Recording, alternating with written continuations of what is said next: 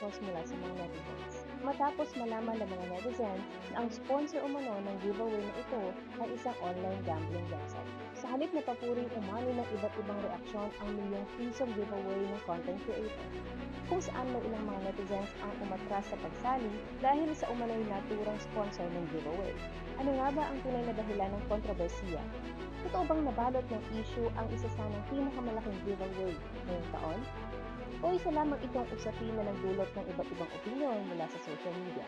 Alamin natin ang buong kwento at detalye sa usapin ito. Usap-usapan ngayon sa social media ang content creator at actress na si Ivana Alawi matapos niyang i-anunsyo ang isa sa pinakamalaking giveaways na kanyang ginawa, ang pamimigay ng 100 iPhone 17 sa kanyang mga followers. Sa kanyang vlog, ipinakita ni Ivana ang pagbili ng mga bagong iPhone, bagay na agad na umani ng milyong-milyong views at libo-libong komento. Marami ang humanga sa kanyang pagiging mapagbigay at nagsabing isa na naman itong paraan ng pasasalamat niya sa mga taong patuloy na sumusuporta sa kanyang karir.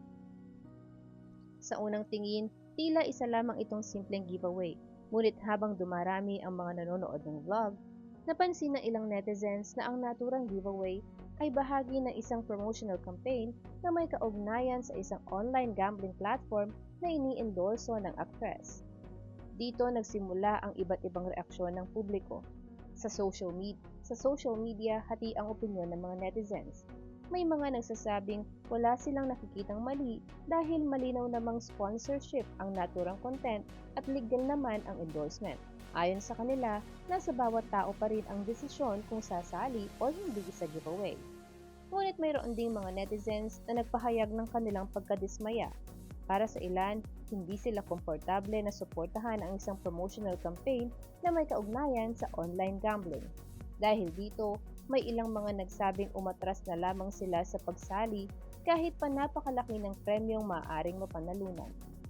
Hindi rin naiwasang magkaroon ng mas malawak na diskusyon tungkol sa responsibilidad ng mga kilalang influencers na nagpo-promote ng iba't ibang produkto at serbisyo. May ilan ang naniniwalang bahagi lamang ito ng trabaho ng isang content creator, habang ang iba naman ay nananawagan na maging mas maingat sa mga uri ng endorsements na tinatanggap. Sa gitna ng iba't ibang opinyon, wala namang inilabas na opisyal na pahayag si Ivana Alawi na tumutugon sa mga batikos na ito hanggang sa kasalukuyan.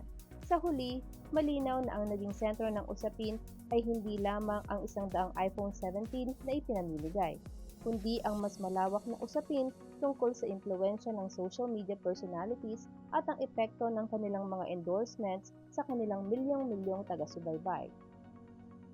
Habang marami pa rin ang nananatiling excited sa giveaway, mayroon ding mga netizens na piniling huwag nang makibahagi dahil sa kanilang sariling paniniwala at prinsipyo.